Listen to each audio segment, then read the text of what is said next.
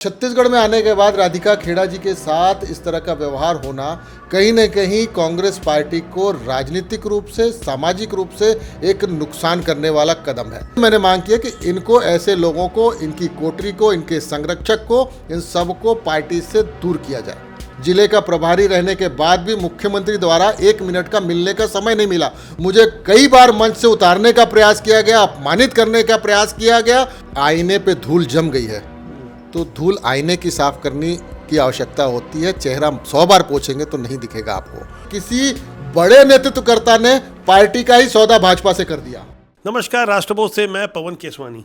छत्तीसगढ़ कांग्रेस में सब कुछ ठीक नहीं चल रहा है, ये तो नज़र भी आ रहा है। पिछले दिनों मैंने सुरेंद्र दाऊ का इंटरव्यू किया था और उनसे काफ़ी चौंकाने वाली जानकारी हासिल की थी कि किस तरह से भूपेश बघेल और उनके करीबी छत्तीसगढ़ में कांग्रेस का सत्यानाश करने पर तुले हैं।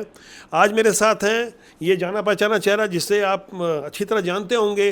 कांग्रेस के लिए एक मुखर आवाज़ बनकर सामने आते रहे हैं। छत्तीसगढ़ कांग्रेस के महासचिव रह चुके हैं और एआईसीसी के सदस्य हैं। मल्लिकार्जुन खड़गे की टीम के सदस्य हैं और साथ ही मल्लिकार्जुन खड़गे जब कांग्रेस का चुनाव लड़ रहे थे राष्ट्रीय अध्यक्ष का, तब छत्तीसगढ़ में उनके चुनाव प्रभारी भी थे।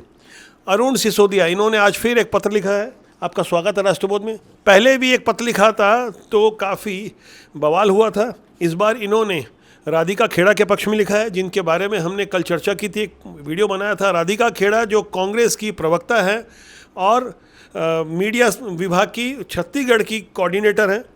राधिका खेड़ा के साथ जो कुछ भी हुआ बंद कमरे में हुआ और आज उन्होंने एक ट्वीट जारी किया है जिसमें सुशील आनंद शुक्ला का नाम दुशील लिखा है। दुशील का अर्थ मैं अपनी डिक्शनरी में खोज रहा था तो उसका साफ तौर पर अर्थ बुरे चरित्र वाला, और साथ में काका यानी भूपेश बघेल को भी उन्होंने चुनौती दी। और आखिरी में उन्होंने लिखा है लड़की हूँ, लड़ सकती हूँ।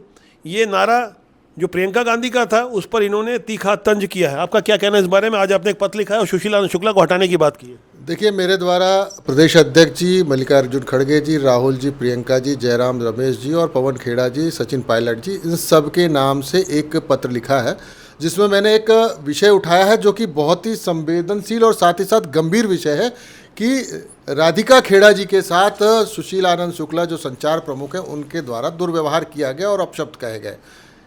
आपको पता होगा कि अतिथि देवो भव और नारी का सम्मान भारत की बहुत ही पुरानी और एक ऐसी संस्कृति है जिसका कि हर कोई आचरण करना चाहता है। पर छत्तीसगढ़ में आने के बाद राधिका खेड़ा जी के साथ इस तरह का व्यवहार होना कहीं न कहीं कांग्रेस पार्टी को राजनीतिक रूप से, सामाजिक रूप से एक नुकसान करने वाला कदम है।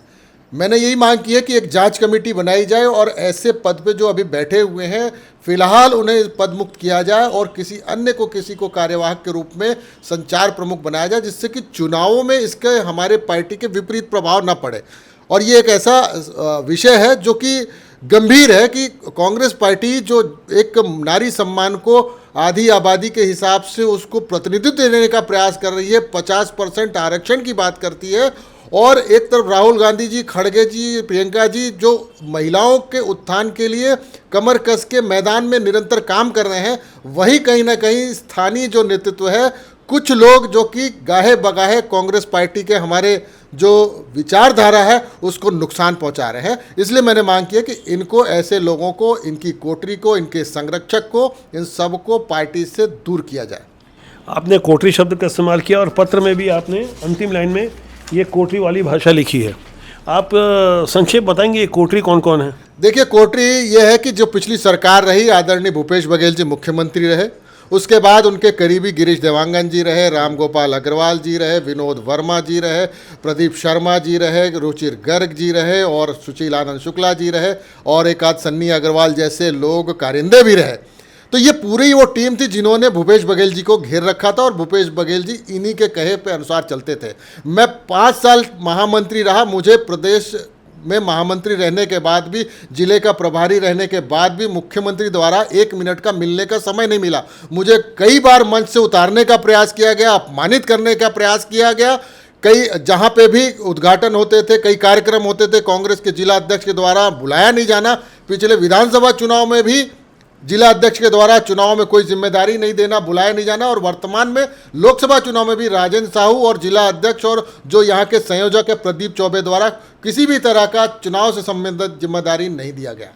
जिम्मेदारी कैसे देंगे आपको जब आप खुलकर बोलते हैं, अपनी बातों को रखते हैं ईमानदारी से, जैसे कि सुरेंद्र दाऊ पहले कह रहे थे, अब तो उन्हें निलंबित कर दिया गया है, हो सकता है आप पर भी कार्रवाई हो। आपने ये कांग्रेस का एक पट्टा पहना हुआ है, अभी भी आप कांग्रेस में बने हुए हैं, क्या आपको आश्चर्य नहीं होता कि इतना खुल के बोल रहे हैं और आपके विरुद्ध कोई कार्रवाई नहीं हो रही? क्या लगता है आपको कि कब तक कार्रवाई हो जाएगी? देखिए, सबसे ज़रूरी चीज़ क्या है कि अगर आईने पे धूल जम गई है तो धूल आईने की साफ करने की आवश्यकता होती है। चेहरा 100 बार पोंछेंगे तो नहीं दिखेगा आपको।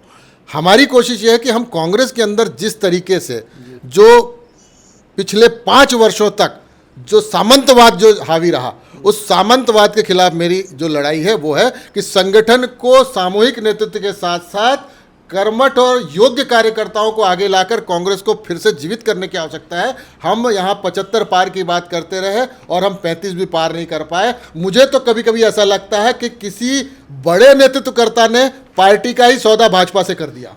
सौदा कर लिया, आपका कहना है। ये सौदे वाली बात मैंने भी पहले भी कही थी, क्योंकि कांग्रेस के बड़े ही जिम्मेदार नेता हैं डॉक्टर चरणदास महंत। इन्होंने जब जिस तरह की भाषा प्रधानमंत्री के लिए की और जिस तरह की कामना कवासी लखमा जैसे नेता कर रहे हैं, एन चुनाव के वक्त मल्लिकार्जुन खड़गे भी आकर लगातार कुछ ऐसी बातें कह रहे हैं कि इससे भारतीय जनता पार्टी को फ़ायदा हो रहा है। ये आप दावे से कह सकते हैं कि ऐसा लग रहा है कि कुछ बड़े नेताओं का कुछ पैक्ट हो गया भाजपा के साथ? देखिए, हमारा राष्ट्रीय नेतृत्व और हमारे प्रदेश अध्यक्ष जी जिस तरह से संगठन को लेके बहुत ही संवेदनशील हैं और मजबूती के साथ काम कर रहे हैं, चाहे राहुल जी हों, खड़गे जी हों, चाहे हमारे दीपक बैज जी हों और चाहे इससे पहले हमारे प्रदेश अध्यक्ष मोहन मरकाम जी रहे हों, सबने संगठन को मजबूती प्रदान करने का काम किया।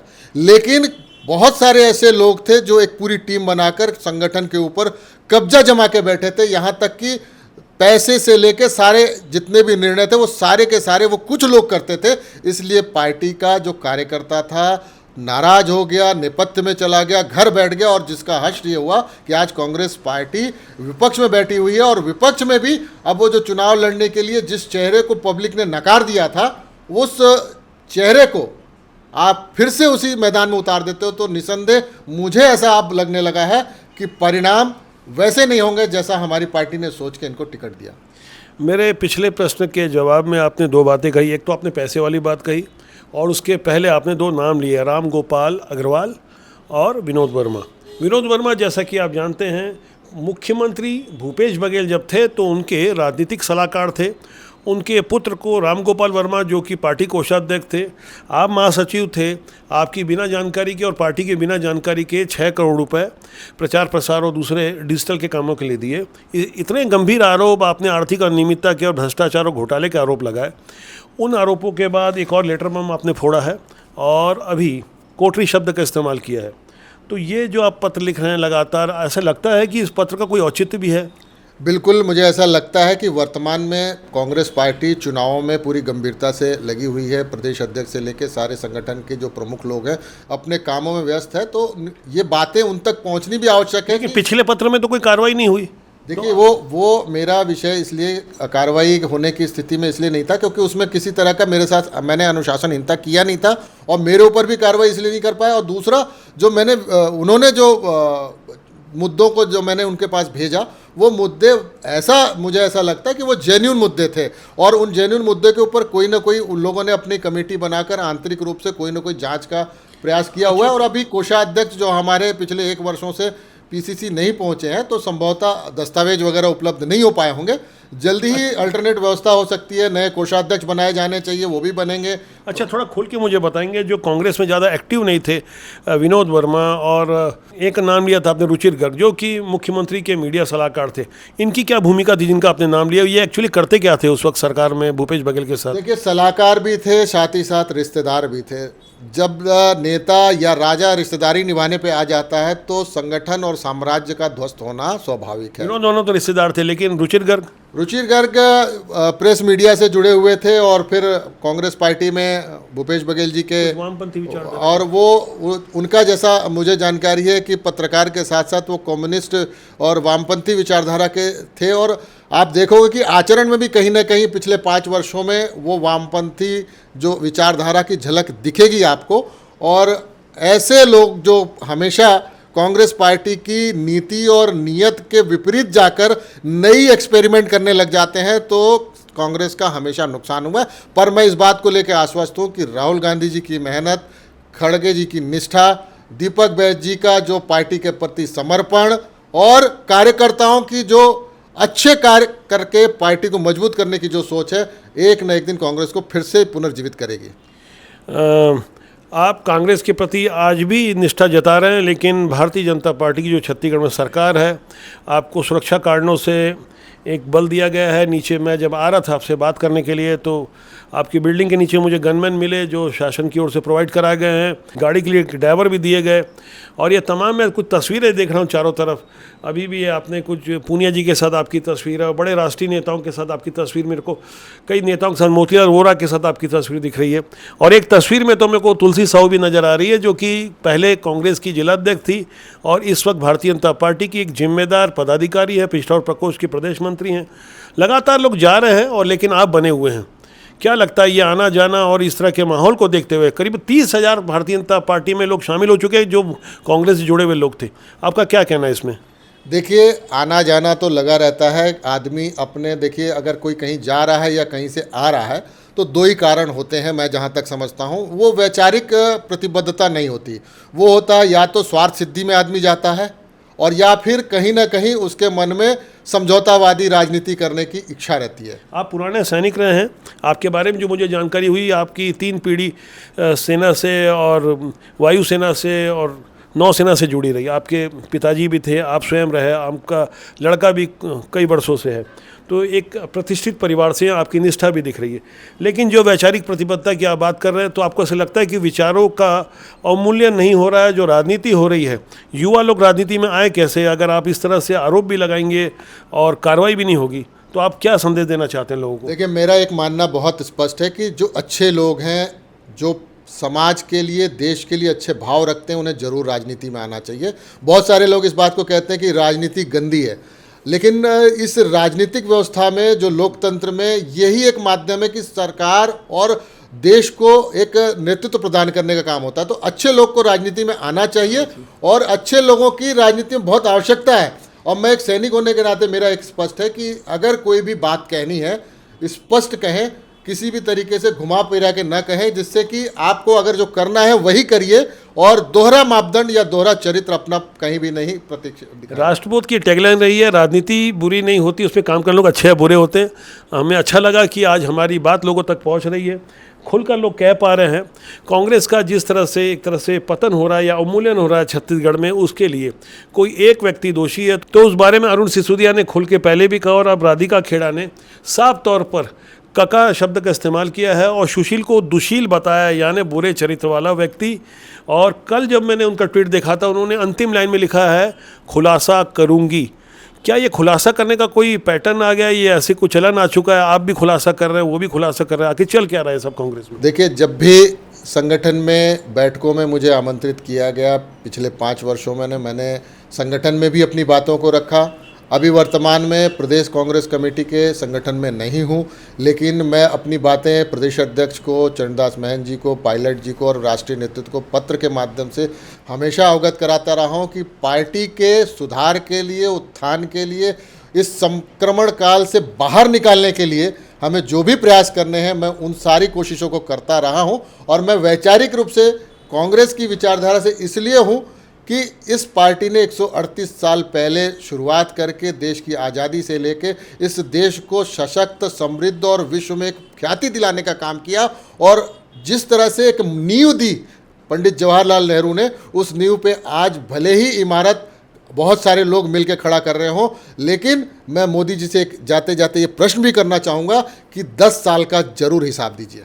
आपने जाते जाते शब्द का इस्तेमाल किया, क्या आप कांग्रेस छोड़ के जा रहे हैं या कांग्रेस? अभी आपने जो कहा वो आपके मैं भाव को समझने की कोशिश कर रहा हूँ। क्या भारतीय जाते जाते इसलिए क्योंकि ये आपका इंटरव्यू का आखिरी कुछ क्षण बचे हैं, इसको मैं कह रहा हूँ। अच्छा। और ना मैं कांग्रेस छोड़ के जा रहा हूँ, ना मैं भाजपा में जा रहा हूँ, और भाजपा में नहीं जाएंगे आप, पक्का? ना मैं मोदी भक्ति करने वाला हूँ, मैं राष्ट्र भक्ति करने वाला हूँ, क्योंकि मैं सैनिक हूँ।